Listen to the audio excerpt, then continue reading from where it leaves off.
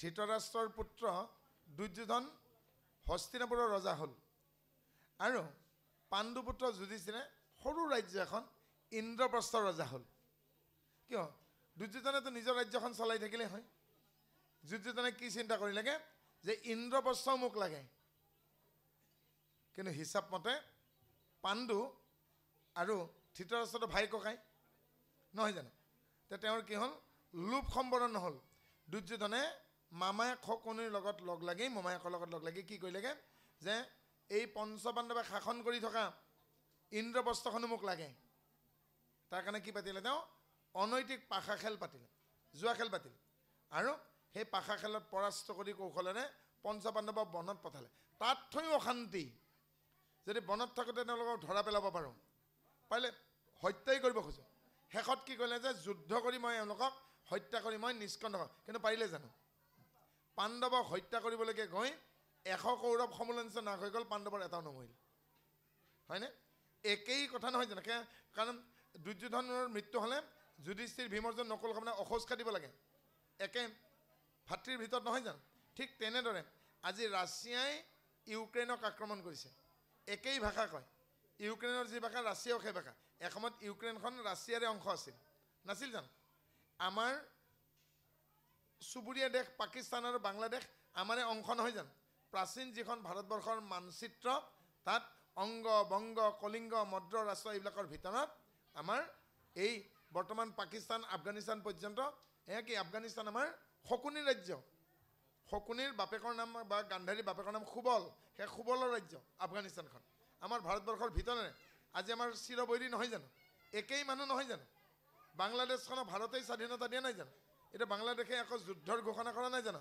ভাৰতবৰ্ষৰ বিৰুদ্ধে তেতিয়াহ'লে ভাবকচোন কিবা যেন ভয় তে কিয় নাথাকে শান্তিত ভাৰতবৰ্ষইতো গৈ পেলাই পাকিস্তান বা চীনতো আক্ৰমণ কৰা নাই আগতীয়াকৈ কিন্তু তেওঁলোকেতো নিজৰ দেশত শান্তিমতে থাকিব পাৰে মানুহে শান্তিত থাকিব নোৱাৰে অৰ্থাৎ কৈছে অখণ্ড মণ্ডলপতি যিবিলাক হয়নে তে আমেৰিকাই নিজৰ ঠাইত থাকিলে হয় তেলৰ কাৰণে আজি আৰৱ দেশত আমেৰিকাই যুদ্ধ কৰা নাই জানো অৰ্থাৎ গোটেই যিজনে সমতাৰ মানে ঐশ্বৰ্য সমতাৰ অধীন হৈছে তথাপিতো তেওঁক তাৰমানে আকৌ লাগে আৰু ব্ৰহ্মাৰো শংকা হয় কেতিয়া যে মোৰো এদিন পতন ঘটিব অস্তিত্বৰ সংকটত ভুগি ব্ৰহ্মাৰো কি হয় শংকা হয় যে ময়ো এদিন সামৰিব লাগিব জীৱন তাকে অন্তককো শংকাই ব্ৰহ্মাৰো শোকা নাই সামান্যৰ কোনো লেখা দেখা নিমিলাই এতিয়া যেনে সেনেকুৱা ৰজা মহাৰাজা সম্ৰাটৰ ডাঙৰ ডাঙৰ দেশবিলাকৰে এই গতি আমাৰ সামান্য মানুহৰ কি হ'বগৈ হয়নে সেইকাৰণে সকলো মানুহৰ কিবা আজিৰ তাৰিখত কেৱল এটাই চিন্তা হৈছে কিবা উপায়েৰে ধনী হ'ব লাগে কিবা উপায়েৰে ধনী হ'ব লাগে আৰু সেই ধনী হ'বলৈকে যাওঁতে অন্যায় কৰ্ম কৰিবলৈকে যাওঁতে কি হয় তেওঁলোকৰ অৱস্থা আপোনালোকে দেখিছে এতিয়া ইয়াৰ বিপৰীতে কৈছেগৈ হে লোকসকল আৰু হে মহাৰাজ যদি আপুনি নিজৰ কল্যাণ বিচাৰে উত্তম কল্যাণ হেন জানি চাহে যিটো উত্তম কল্যাণ প্ৰথমে কৰিব কিন্তু গুৰুক সন্মান অৰ্থাৎ তেওঁ গুৰুক সন্মান কৰোঁ গুৰু কোন আদি গুৰু পিতৃ মাতৃ প্ৰথম গুৰু কোন বাৰু পিতৃ মাতৃ অৰ্থাৎ পিতৃ মাতৃ আমাৰ প্ৰথম গুৰু দ্বিতীয় গুৰুহে ঈশ্বৰ এই বিষয়ে মহাপুৰুষ মাধৱদেৱে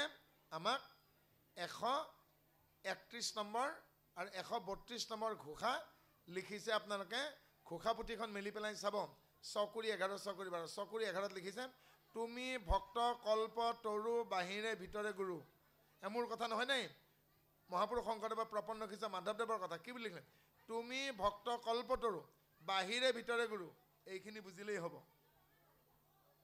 বাহিৰে গুৰু মানে যাক স্পৰ্শ কৰিব পাৰি স্পৰ্শ কৰিব পৰাক কৰে মোৰ এগৰাকী দৃষ্টিহীন ভতিজা আছে চকুৰে দেখা নাপায় কিন্তু মই ইয়াৰ পৰা যোৱাৰ পিছত ক'ব খুৰাদেউ প্ৰসাদ আনিছেনে চকুৰে দেখা নাপালেতো মোক চুব পাৰে তেওঁ নিজৰ পিতৃ মাতৃকো চুব পাৰে অৰ্থাৎ যাক স্পৰ্শ কৰিব পাৰি সেইসকল হ'ল বাহ্যিক গুৰু আৰু যাক চুব নোৱাৰি কিন্তু আছে সেইজন ভিতৰৰ গুৰু এবাৰ ভিতৰৰ গুৰুৰ বিষয়ে 132 নম্বৰ চকুৰি 12 নম্বৰ ঘোষাত লিখিছে তুমি হৰি কৃপাময় বাহিৰত গুৰুৰূপে অনুগ্ৰহ কৰি আছা মোক অৰ্থাৎ মাধৱদেৱে ক'বলৈ বিচাৰিছে হে ভগৱন্ত গুৰু তুমি যেনেদৰে পিতৃ মাতৃ শিক্ষাগুৰু দীক্ষাগুৰু শৰণগুৰু ভজনগুৰু হাতগুৰু বাটগুৰু হৈ বোৱাৰীৰ কাৰণে শাহু গুৰু বাহ্যিক গুৰু যেনেকৈ মোক বাহিৰত কৃপা কৰিছা ঠিক তেনেদৰে তুমি মোক অন্তৰ্যামী গুৰুৰূপে ভিতৰতো কৃপা কৰিবা সেইকাৰণে 6:12 নম্বৰ ঘোষাত কি ক'লে তুমি হৰি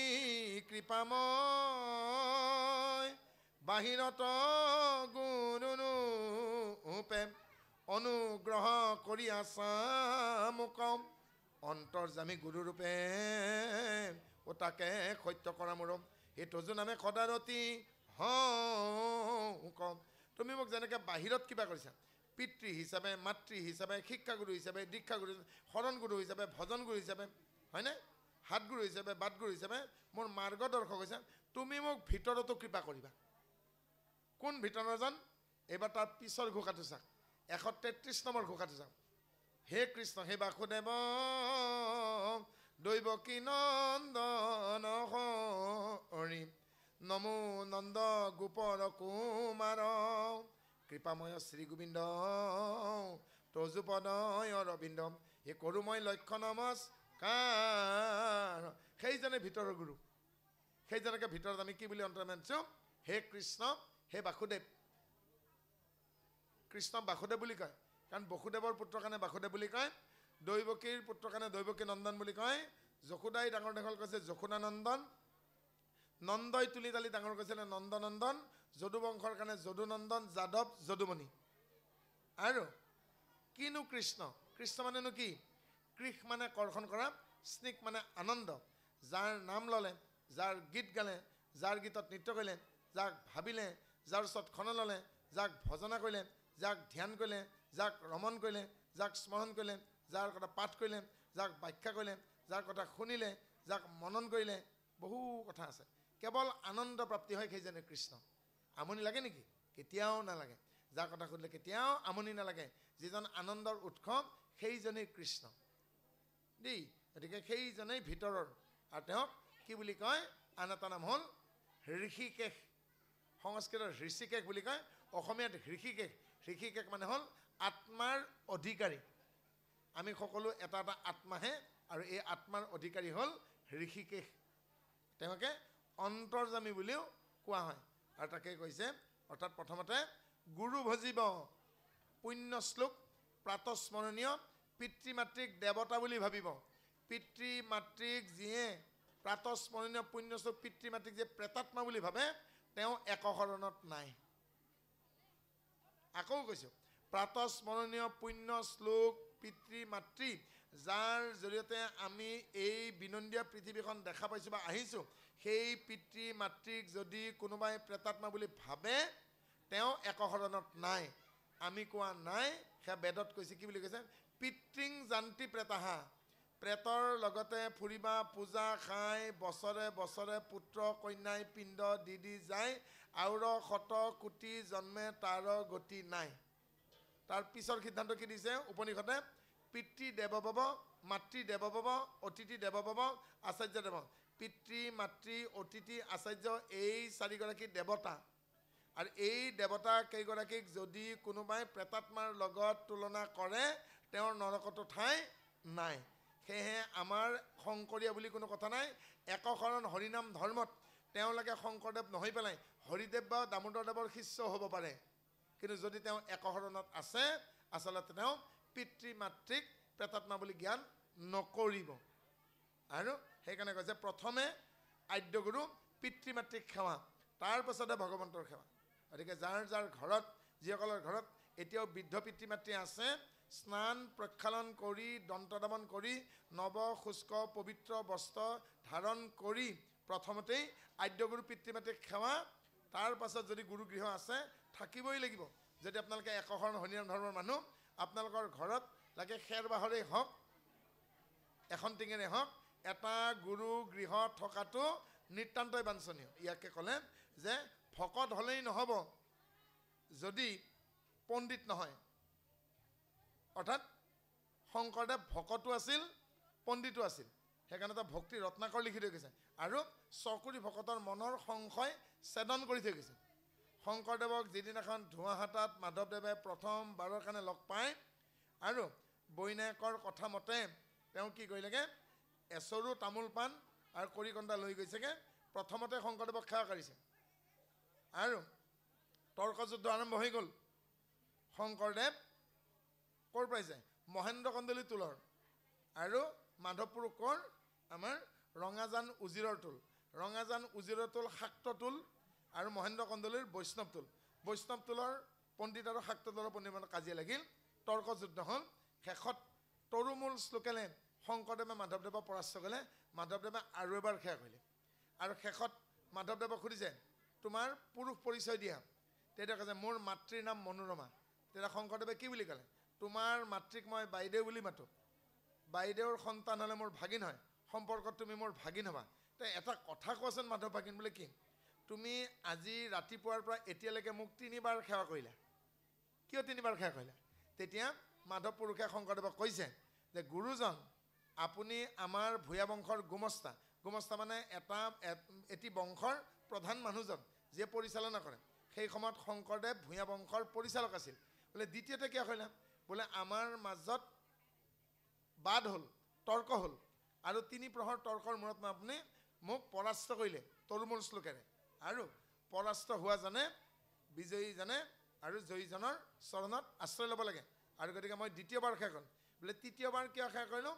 বোলে যি মুহূৰ্ততে আপুনি মোৰ মনৰ সংশয় ছেদন কৰিলেগৈ, আপুনি জয় হ'ল, মই পৰাজিত হ'লোঁ, সেই মুহূৰ্ততে মই সিদ্ধান্ত ল'লোঁ মই আপোনাৰ চৰণত বিক্ৰয় লৈ আপোনাৰ চৰণতে মই আশ্ৰয় লৈছোঁ, মোক নিৰাশ্ৰয় নকৰিব। সেইকাৰণে শংকৰদেৱৰ ওচৰত মাধৱদেৱে প্ৰথম দিনাখনেই 3 বাৰ সেৱা কৰিছে আৰু মাধৱদেৱে তেওঁক খাৰুগত কৰিছে। কাৰণ আপুনি ভকতেই নহয় পণ্ডিতো, অৰ্থাৎ কেৱল ভকত হ'লে নহ'ব, পণ্ডিত হ'ব লাগিব। আৰু পণ্ডিত হ'লেই নহ'বগৈ, ভকত হ'ব লাগিব। যদি যিজন গুৰুৱে শিষ্যৰ মনৰ সংশয় ছেদন কৰিব নোৱাৰে, ঈশ্বৰক অভেদৰূপে যদি চিনাকি কৰাই দিব নোৱাৰেগৈ, সেইজন অসফল গুৰু বুলি এই অধ্যায়টোত ধুনীয়াকৈ কৈছে। যদ্যপি ভকত হন্ত নুহিকা পণ্ডিত, শিষ্যৰ সংশয় হয়তো নপাৰে খণ্ডিত। যদিবা পণ্ডিত বহিলে নুহিকা ভকত, টান উপদেশে বুধ নোপোজে শিষ্য। আৰু যদি পণ্ডিত হ'ল কিন্তু ভকত নহয়, অৰ্থাৎ ভক্তিৰ বীজ যদি শিষ্যৰ হৃদয়ত যদি অংকুৰিত কৰি দিব নোৱাৰে, পণ্ডিত হয় কিন্তু যদি ভকতিৰ কথাখিনি বুজাই দিব নোৱাৰে। এনেকৈ আমাক এদিন দুজন ভকতে সুধিলে যে আমাৰ বহুদিন হ'ল শৰণ লোৱা, ভজন ল'ব পাৰিমনে? বোলে পাৰিব শৰণ যদি হৈছে। নহয়, আমাৰ এটা ব্যতিক্ৰম আছে। বোলে ব্যতিক্ৰমটো কি? বোলে ব্যতিক্ৰমটো এইটোহে, আমি চকুৰে নেদেখোঁ। মই তেতিয়া ক'লোঁ 1 ঘণ্টা মোক সময় দিয়ক। বিভিন্নজনৰ লগত মই আলোচনা কৰিলোঁ, সদুত্তৰ নাপালোঁ। কিন্তু শাস্ত্ৰ ভাগৱততো ক'তো এই বুলি পোৱা নাই, দৃষ্টিহীন মানুহে ভজন ল'ব নোৱাৰিব এই বুলিতো ক'তো লিখা নাই। গতিকে তেওঁলোকক মই সিদ্ধান্ত এটা দিলোঁ যে চাওক বাপ সমাজ, চাওক এটা কাম কৰক, আপোনালোকে ভজনাচাৰ্যৰ কাষলৈকে যাওক, ভজন ভাগ লওক। বোলে তেতিয়াতো আমাক ৰূপটো দিব, ভজনত ঈশ্বৰ ৰূপটো দিয়ে। মই বোলো ভজনত দিয়া ঈশ্বৰৰ ৰূপটো চকু মেলি চাবলৈ কোৱা নাই। যিসকল বুদ্ধিয়ক মানুহ তেওঁলোকে অন্তৰ দৃষ্টিৰে নিজৰ হৃদয়ত দেখে। অন্তৰ দৃষ্টিৰে ঈশ্বৰৰ ৰূপটোক যিয়ে কল্পনা কৰিব নোৱাৰে হৃদয়ত, তেওঁ ভজন শুদ্ধ হোৱা নাই। গতিকে আপোনালোকৰ চৰ্ম চক্ষু নাথাকিলেও অন্তৰ দৃষ্টিৰে যদি হৃদয়ত ভগৱন্তৰ ৰূপটো কল্পনা কৰিব পাৰে, আপোনালোকে দৃষ্টিহীন হ'লেও ঈশ্বৰৰ হৃদয়তে পাব। কাৰণ জড় জগতত জড় ৰূপত ঈশ্বৰক বিচাৰি লাভ নাই যদি চৈতন্য ৰূপত ভিতৰত বিচাৰিব নোৱাৰে। কাৰণ মাধৱ পুৰুষে সিদ্ধান্ত দিছেগৈ অন্তৰত এক আত্মবোধ, বাহিৰত সংগ দেখায়ো ক। মামা খুৰা পেহা জেঠা খুৰী জেঠি মাহী পেহী সম্বোধন ধৰা নাই জানো, কিন্তু ভিতৰত সমস্ত এক। ভগৱন্ত ভক্তিযুক্ত পুৰুষৰ আত্মবোধ মাধৱৰ প্ৰসাদে মিলয়, কৃষ্ণৰ কৃপাত জানা গোচয় সংসাৰ ভয়, এহি মানে গীতানে। মায়াৰ পৰা উপজা যিটো ভয়, যিটো ভ্ৰম, সেই ভ্ৰমৰ পৰা তেতিয়াহে আমি আঁতৰিব পাৰিম। ভগৱন্ত ভক্তিযুক্ত পুৰুষৰ আত্মবোধ, নিজৰ আত্মতত্ত্ব দৰ্শনেৰে যেতিয়া ভক্তি ভাৱেৰে ভগৱন্তক নিজৰ হৃদয়ত পাব, হয়নে? আৰু তেতিয়া ঈশ্বৰৰ কৃপা হ'ব। ঈশ্বৰৰ কৃপা হ'লে কি হ'ব? মুকং কৰোতি ভাসালং পাংগুং লংঘয়তে গিৰিম য়ৎ কৃপাতমহম বন্দে পৰমানন্দমাধৱম। মুক মানে বোবা, বোবাই কথা ক'ব পাৰিব, অন্ধই দৃষ্টি পাব, পংগুৱে পৰ্বত লংঘন কৰিব পাৰিব যদি তেওঁৰ কৃপা হয়। এতিয়া বুবাইনো কেনেকৈ কথা ক'ব? আমাৰ যিবিলাক জনজাতীয় মানুহ আছিল হয়নে, আমাৰ কোচ কছাৰী ৰাভা তিৱাকে আদি কৰি তেওঁলোকে আজিৰ তাৰিখত অসমীয়া ভাষাটো ক'ব পাৰিছেনে নাই? হয়নে? আগতে দোৱান কৈছিল, এতিয়া বুবাই কথা কোৱা নিচিনাকৈ নহ'লনে? পংগুই পৰ্বত লংঘন কৰিলে, আজি সৰু সৰু মানুহবোৰে নিজৰ সমস্যা সমাধান কৰিব পৰা নাইনে? বিদ্যা শিক্ষা হোৱাৰ কাৰণে আজি সৰু সৰু মানুহবিলাকে নিজৰ সমস্যা সমাধান কৰিব পৰা নাই? শিক্ষাই আমাৰ অন্ধতা দূৰ কৰা নাইনে? এনেকৈ আমি বুজিলেই হ'ব। গতিকে ইয়াকে কৈছে যে কেৱল ভকত হ'লেই নহ'ব, পণ্ডিত হ'ব লাগিব। আৰু পণ্ডিত হ'লেও নহ'ব, যদি সেই পণ্ডিতজনৰ হৃদয়ত যদি ভক্তিৰ ভাৱনা নাই, তেতিয়াহ'লে তেওঁ শিষ্য বা তেওঁৰ অনুগামীৰ সংশয় ছেদন কৰিব নোৱাৰে। শ্যাম হৰিক বান্ধৱ মানি কৰয় কীৰ্তন, সকলো শাস্ত্ৰক জানে সেই মহাজন।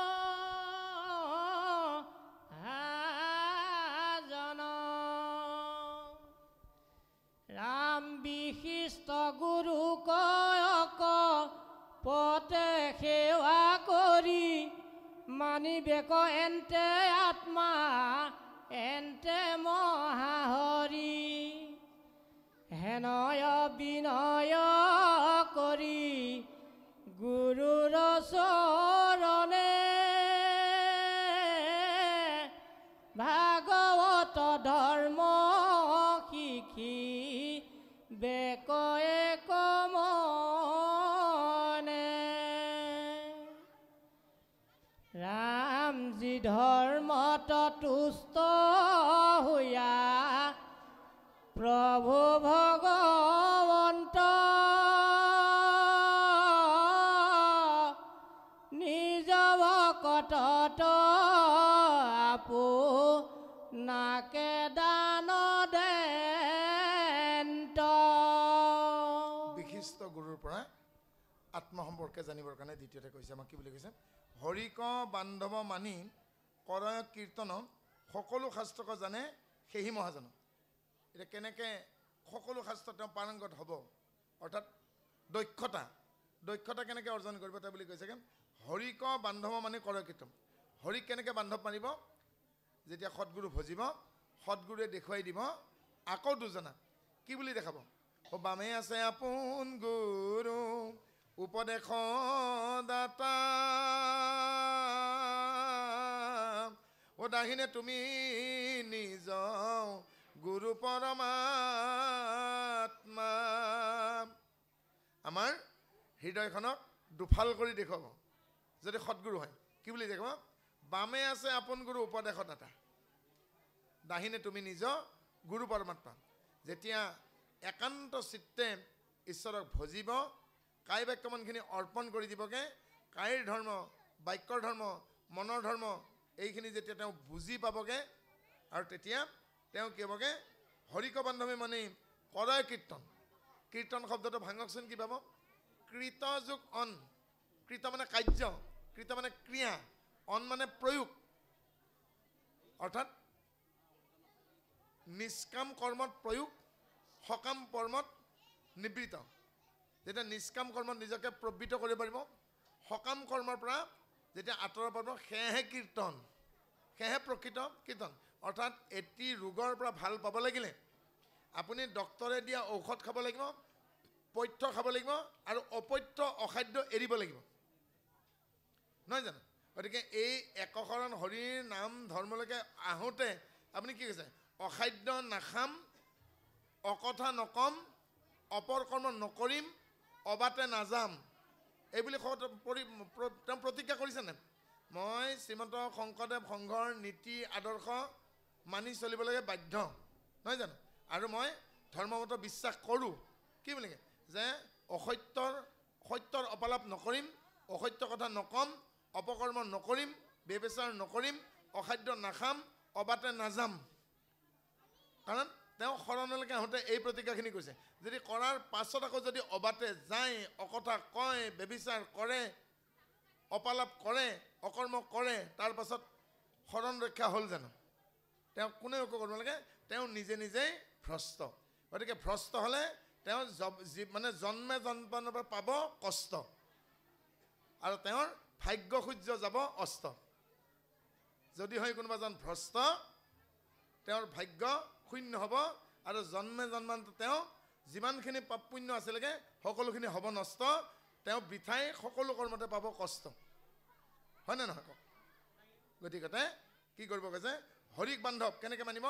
বামে আছে আপোন গুৰু উপদেশ দাতা, দাহিনে তুমি নিজ গুৰু পৰমাত্মা, মধ্যত হৃদয়ত আছে নাৰায়ণ। এইফালৰ পৰা আহিব লাগিব, এইফালৰ পৰা আহিব লাগিব, নহয় জানো? আমাৰ এবাৰ অধিৱেশন ক'ত হৈছিল? চৰণবাসন যোৰহাটত। কিয় যোৰহাট বুলি কয়? পিয়লি বজাৰ আৰু ফাটক বজাৰ, তাৰমানে দুখন বজাৰ, হয় নহয়? আৰু যোৰহাট মানে কি বুলি কওঁ আমি? নমস্কাৰ বুলি কওঁ নে নকওঁ? নমস্কাৰ কোনে কৰিব নিদিয়ে? আমাৰ হাত কেইখন? পুৰুষ বা মহিলাৰ দুখন, নহয় জানো? সোঁহাত আৰু বাওঁহাত। কিন্তু ৩ নম্বৰ হাতখন যদি পিঠিত আৰু কান্ধত গজি আছে, আপোনাক নমস্কাৰ কৰিব না, তাৰ নাম হ'ল অজুহাত। অজুহাতখনে এনেকৈ কৰি দিব, এনেকৈ হ'ব নিদিয়ে, হয় নহয়? গতিকে ৩ নম্বৰ হাতখন আমি খুলি পেলাব লাগিব। হ'লেও নকয় জানোকে? পাইছেনে বুজি? যে সেই হ'লেও শব্দটো বাদ দিব লাগিব, আৰু সেই ৩ নম্বৰ হাতখন থাকিলেগে যোৰহাট হ'ব নিদিয়ে, নহয় জানো?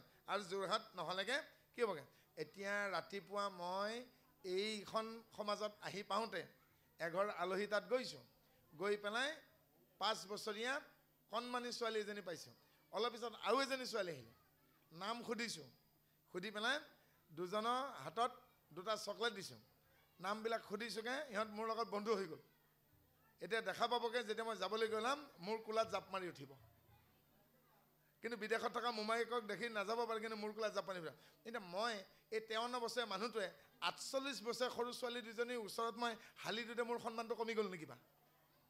নে মই ইউনিভাৰ্চিটিৰ পৰা ডিগ্ৰী কাগজবিলাকত জুই লাগি গ'ল? গতিকে ডাঙৰ মানুহ এজনেও কেতিয়াবা সৰু ল'ৰা ছোৱালীৰ লগত ধেমালি কৰিবলৈ বা ফূৰ্তি কৰিবলৈকে হালি দিওঁতে কিন্তু সন্মানটো কমি নাযায়। কিন্তু এই সৰু ল'ৰা ছোৱালীবিলাকে 3জন মানুহ সকলোতে বেয়া পায়। এই সৰু ল'ৰা ছোৱালীবিলাকৰ বেয়া পোৱা মানুহ ক'ত ক'ত থাকে? টাউনতো থাকে, গাঁৱতো থাকে। 3জন মানুহক বেয়া পায়। জানেনে কোন সেই 3জন? সেই 3জনক পাৰিলেগে একদম কালাপানীত দিব লাগে।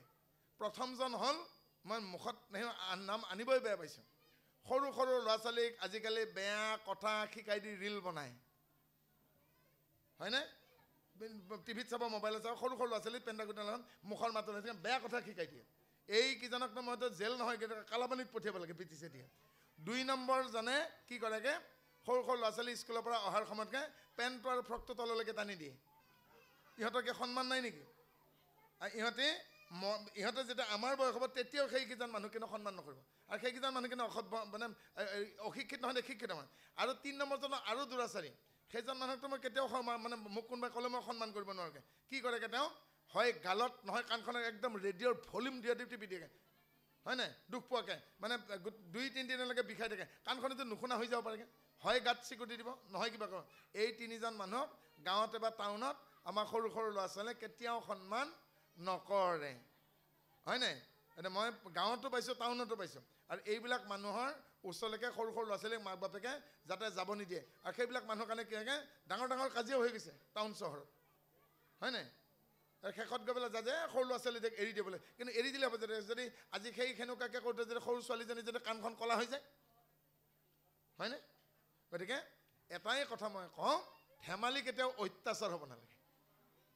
তাৰ পৰিৱৰ্তে আপোনালোকে সেই শিশুসকলক এই বয়সতে এটা কাম কৰি দিয়ক। কি কাম কৰি দিয়ক? ঈশ্বৰে কিন্তু 2 ধৰণে দিছে। এতিয়া এই সৰু সৰু ল'ৰা ছোৱালীবিলাকক যি শিকাই দিব তাকে মনত ৰাখিব। তেওঁলোকক ইংলিছত ৰেডি ৰেকনাৰ বুলি কয়। তেওঁলোকে যি শিকাই দিয়ে চব মুখস্থ কৰিব পাৰে, কিন্তু তেওঁলোকৰ ব্যতিক্ৰম এটা আছে, বুজি কমকৈ পায়, দেৰিকৈ বুজি পায়।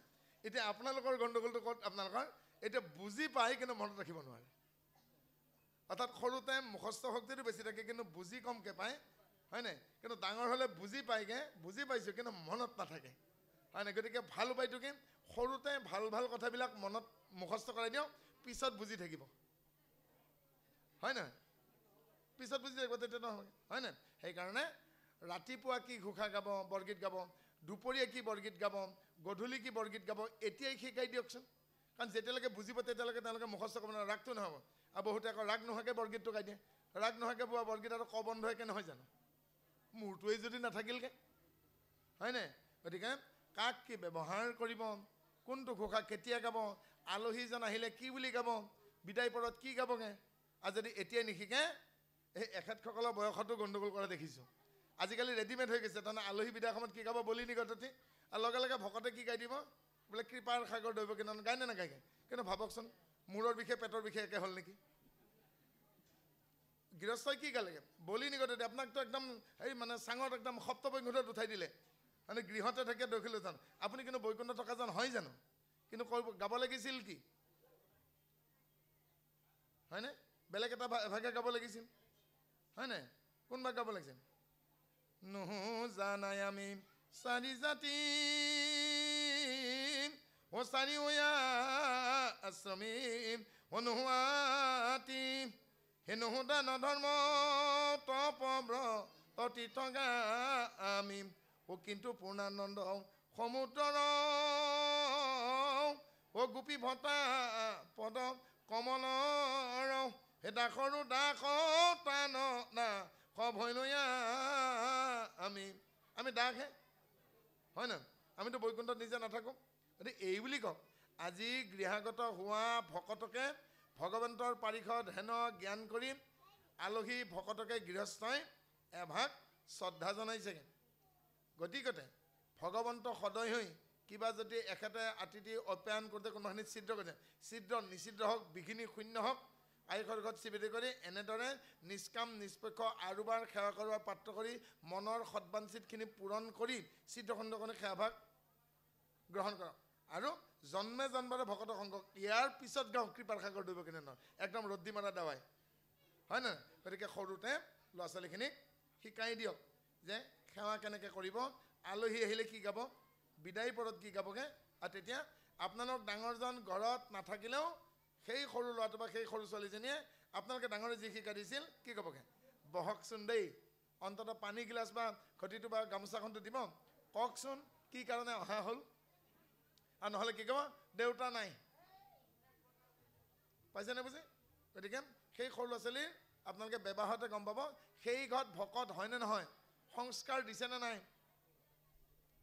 আৰু সেয়া আমি সৰুতে দিব লাগিব। কাৰণ এই সংস্কাৰ বস্তুটো আপোনালোকৰ এই গহপুৰৰ বজাৰ বাদে দিয়ক, বিশ্বনাথচাৰিআলি বজাৰ বাদে দিয়ক, গুৱাহাটীৰ ফাঁচী বজাৰতো নাপায়, গুৱাহাটীৰ ফাঁচী বজাৰতো সেইটো নাপায়। সেইটো কাৰণ 4টা খুঁটা আছে আমাৰ, 4টা স্তম্ভ ভাৰতীয় সংস্কৃতিৰ, বিদ্যা, শাস্ত্ৰ, তন্ত্ৰ, কলা।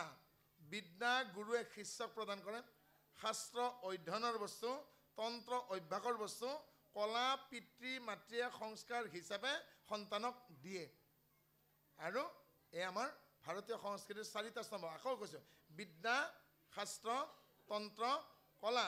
বিদ্যা গুৰুৱে শিষ্যক প্ৰদান কৰে, সেই যি বিদ্যাই নহওক, শাস্ত্ৰ অধ্যয়নৰ বস্তু, তন্ত্ৰ অভ্যাসৰ বস্তু, আৰু কলা পিতৃ মাতৃয়ে সন্তানক দিয়ে। এতিয়া এই বাপৰ এখন সোণৰ দোকান আছে, সোণৰ অলংকাৰৰ দোকান আছে গঢ়ে।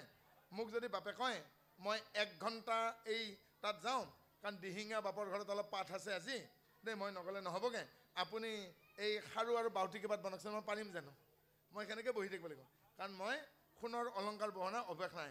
ধৰি দিয়ক এখেতে কুমাৰ, মাটিৰ বাচন বৰ্তন খায়, মই খাওঁতকৈ আমাৰ আঞ্চলিকৰ মিটিঙৰ পৰা দেখা দি আহোঁ, আপুনি কলত টেকেলি কেইটামান বনাই দিয়কচোন, মই এখন ঘূৰাইয়ে থাকোঁতেই যাবগৈ, মোৰ বাতি টেকেলি একো নহ'ব, কাৰণ মই বহি পোৱা নাই। যদি মই সেই কলাটো আহৰণ নকৰোঁ, সেই কলাটো যদি মই নিশিকোঁ, সেই দক্ষতাটো মোৰ আহিব নেকি, সেই স্কিলনেছটো আহিব নেকি? গতিকে পিতৃ মাতৃৰ সেই দক্ষতা, সেই কলাটো সন্তানক সেইকাৰণে কলা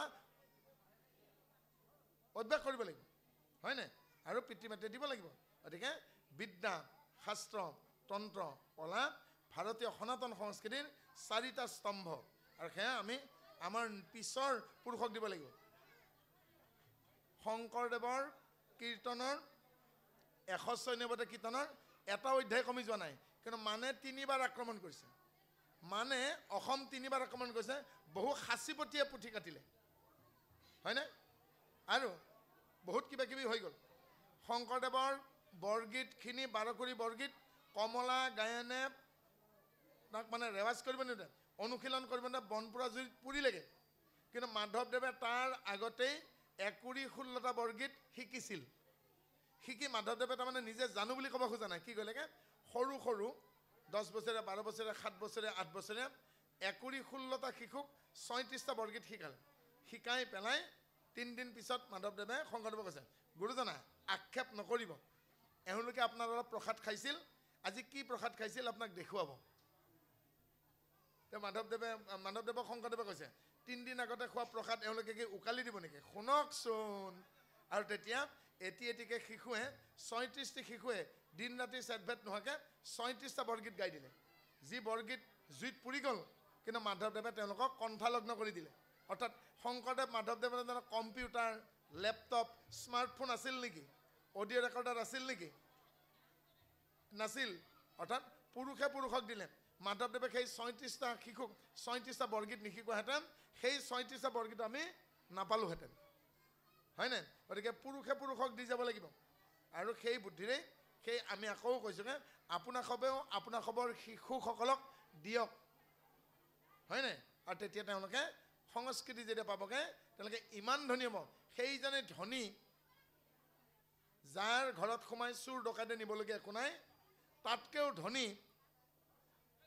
সেইজন যাৰ সংস্কৃতি আছে।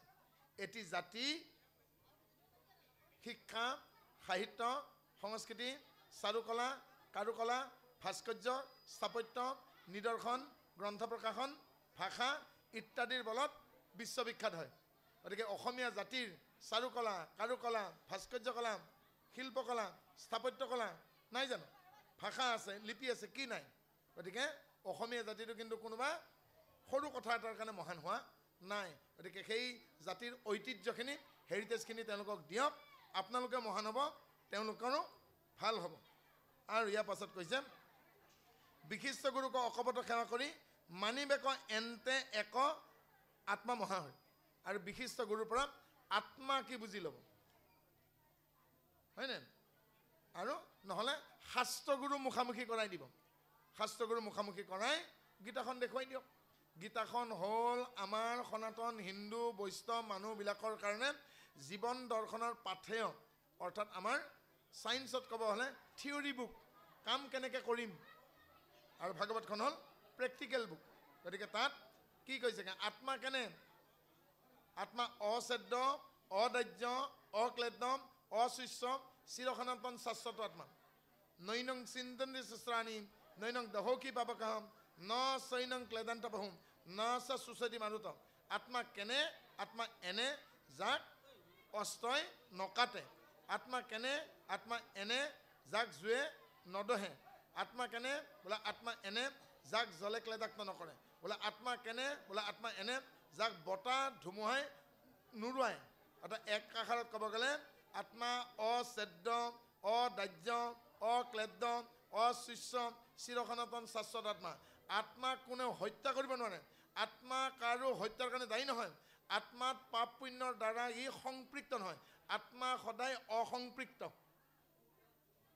কেনেকৈ হয়, আত্মাই কি কৰে, কেনেকৈ ঠাই সলায়, ৱাচাংচি জিৰিনানি যথা বিহায় নান্যনি চেঙিয়াতে নৱানি দেখি। অৰ্থাৎ এটি শৰীৰ তেতিয়াই আত্মাই সলনি কৰে যেতিয়া সেই শৰীৰটোক আত্মাদেৱ পুৰণি বুলি ভাবে।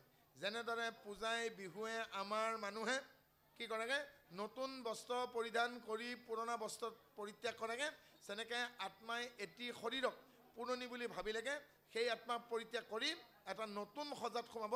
যেতিয়ালৈকে সেই ব্যক্তিজনৰ প্ৰাৰব্ধ, আৰব্ধ, অনাৰব্ধ 3 প্ৰকাৰ সংস্কাৰ শেষ নহয় আৰু পাপ আৰু পুণ্য শূন্য হৈ নাযায়। পুণ্যবন্ত পাপী ভজৈ দুয়ো একে সীমা, এই মহা মহা পণ্ডিতেনো বুজে মুহুৰ মহিমা। ভক্তিযোগ গীতাত ধুনীয়াকৈ কৈছেগৈ, যিজন পুণ্যবন্ত, যিজন পাপী, দুয়োৰো কিন্তু সীমা এটাই। অৰ্থাৎ পুণ্যবন্তজনৰ যেতিয়ালৈকে পুণ্য শেষ হৈ নাযায়, পাপীজনৰ যেতিয়ালৈকে পাপ শেষ হৈ নাযায়, তেতিয়ালৈকে তেওঁ ঈশ্বৰত নিমিলে। ঈশ্বৰত কেনেকৈ মিলিবগে সানযোগ্য সমীপা সাৰূপ্য সাত্বিক শালুক্য তেওঁ থকা লোকখন তেওঁৰ ৰূপটো তেওঁৰ তত্ত্বত তেওঁৰ লগত সংযোগ হ'ব আৰু তেওঁৰ তত্ত্ব পাব যদিহে ব্যক্তিজনৰ পাপো শেষ হয় পুণ্যৰ ভঁৰালো শেষ হয় সেইকাৰণে প্ৰহ্লাদক কি কৈছিল ভোগ ভুঞ্জি পুণ্য কৰা ক্ষয় তোমাৰ ইমান পুণ্য হৈছে সেই পুণ্যখিনি শেষ হ'ব লাগিব আৰু সেইকাৰণে কি ক'লে যে পুণ্যৱন্ত পাপী ভজে দুইৰো একে সীমা মহা মহা পণ্ডিতে নুবুজাই নামৰ মহিমা আৰু বুজিব কোনে নুবুজিব কোনে ও বেদৰ পৰীক্ষ বাক্য পণ্ডিতে নুবুজৈ মূৰ্খই বুজৈ যদি গোবিন্দক ভজৈ বেদৰ পৰীক্ষ বাক্য পণ্ডিতেও নুবুজে মূৰ্খই বুজিব যদি গোবিন্দক ভজে কোন গোবিন্দ গোপদে বেদ অৰবিন্দ শব্দ ঈশ্বৰৰ পাদপদ্ম গতিকে ঈশ্বৰৰ পাদপদ্মত কায় বাক্য সমন্বিতে কৃপাল গুৰুজনৰ অভয় চৰণত কৃষ্ণদেৱৰ অৰুণ চৰণত ৰাম নামৰ ৰাতুল চৰণত ভজনীয় ভকতৰ শীতল চৰণত যিয়ে 4 চৰণ চিনি পাইছেগে ৰাতুল চৰণত বিক্ৰয় গৈছে তেওঁৰ আৰু একো ভয় নাই তেওঁ আনন্দ মনেৰে গাড়ী পাৰিব ঐ অভয় চৰণে শৰণ পখিলো এই হৰি নাৰায়ণ ও মানৱী জনম খাম কৈলো ঐ হৰি নাৰায়ণ ও গোপাল গোবিন্দ যদু নন্দন ও কৃষ্ণৰ চৰণে লৈলো শৰণ যাৰ অভয় চৰণত সেৱা কৰিলে কিবা ভয় আছে নেকি গতিকে অভয় চৰণত সেৱা লোৱাজনৰ যেনেকৈ প্ৰকৃত বীৰজনত যুদ্ধত মৃত্যুবৰণ কৰিবলৈকে ভয় নাথাকে কাৰণ তেওঁলোক কাপুৰুষ নহয় গতিকে মনৰ কাপুৰুষতা গুচাব লাগিলে অভয় চৰণত শৰণ হ'ব লাগিব নিষ্কামলৈকে আহিব লাগিব কামনা ৰহিত হ'ব লাগিব চঞ্চল চিত্তৰ মনৰ মানসিকতা শুদ্ধ সত্য হ'ব লাগিব গতিকে এজন ব্যক্তিৰ প্ৰতি যেতিয়া ঈশ্বৰৰ কৃপা হয় যেতিয়া ভাৱনা চিন্তা সত্য শুদ্ধ হয় জড় ভাৱনাৰ ঊৰ্ধত চৈতন্য ভাৱতালৈকে তেওঁ আহিবগে অপ্ৰয়োজনীয় নিয়ৰ্থ কৰ্ম কাণ্ড এৰিব পাৰিব তেতিয়া তেওঁ জীৱনৰ যাত্ৰাপথত সন্ত মহন্ত ভকত বৈষ্ণৱক লগ পাব আৰু ভকত বৈষ্ণৱৰ সংগত জীৱনৰ দৰ্শন লাভ কৰিব পাৰিব সেয়ে ভাগৱত